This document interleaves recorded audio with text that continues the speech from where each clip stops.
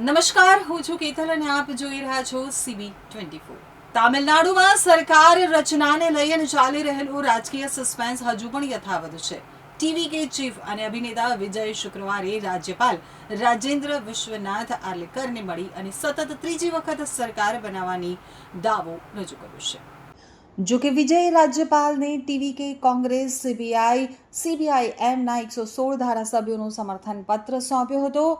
IUML અને VCK હજુ પણ સમર્થન પત્ર આપ્યું નથી। બંને પાસે બે ધારાસભ્યો છે, તો વિજયને પણ બહુમતી માટે માત્ર વધુ 2 ધારાસભ્યો જોઈએ છે।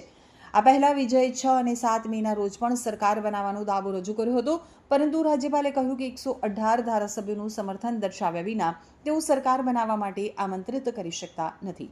શુક્રવારે વિદુથલાઈ ચિરુથાઈગલ કાચી એટલે કે VCKનું એકાઉન્ટ નિયમોના ઉલ્લંઘનનો હવાલો આપી અને સસ્પેન્ડ કરવામાં આવ્યું હતું। આ સસ્પેન્શન VCKની પોસ્ટ પછી થયું હતું, જેમાં તેણે તમિલનાડુ વિધાનસભામાં ગઠબંધન સરકાર બનાવવા માટે તમિલગવા વેટ્રી કઝગમના સમર્થનની વાત કરી હતી। VCKએ હજુ સુધી ગઠબંધન સરકાર માટે વિજયને સમર્થન આપવા માટે સત્તાવાર રીતે કોઈ પણ પ્રતિબદ્ધતા દર્શાવી નથી। તમિલનાડુમાં 1967 પછી પહેલીવાર દ્રવિડ મુન્નેત્ર કઝગમ અને ઓલ ઇન્ડિયા અન્ના દ્રવિડ મુન્નેઝ કઝગમ સિવાય કોઈ ત્રીજી પાર્ટીની સરકાર બનવા જઈ રહી છે। 2026ની વિધાનસભા ચૂંટણીમાં સ્ટાલિન સહિત 34 મંત્રીઓમાંથી 15 મંત્રીઓ હારી ગયા।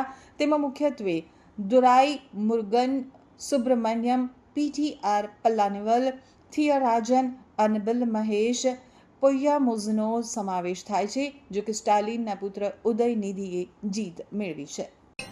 இதனுடைய மூலமாக ஆளுநர் அவர்கள் ஜனநாயகத்தை காப்பாற்ற வேண்டும், அரசியலமைப்பு சட்டத்தை பாதுகாக்க வேண்டும் என்ற அடிப்படையில் நாங்கள் எழுப்பிய குரலுக்கு, போராட்டங்களுக்கு செவி சாய்ப்பார் என்று உறுதியாக நம்புகிறோம்।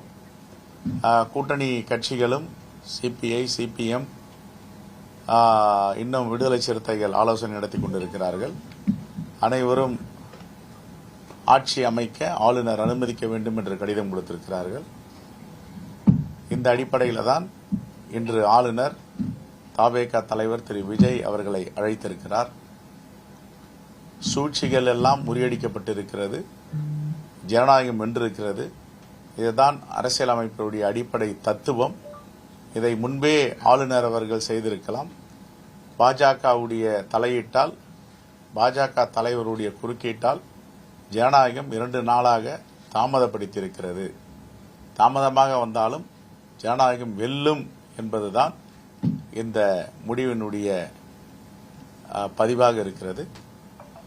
ஆகவே இனிவரும் காலங்களில் இப்படிப்பட்ட செயலில் ஆளுநர் எந்த மாநிலத்திலும் ஈடுபடக்கூடாது என்றதற்கு தமிழ்நாடு இன்னும் சாட்சியாக விளங்கிக் கொண்டிருக்கிறது।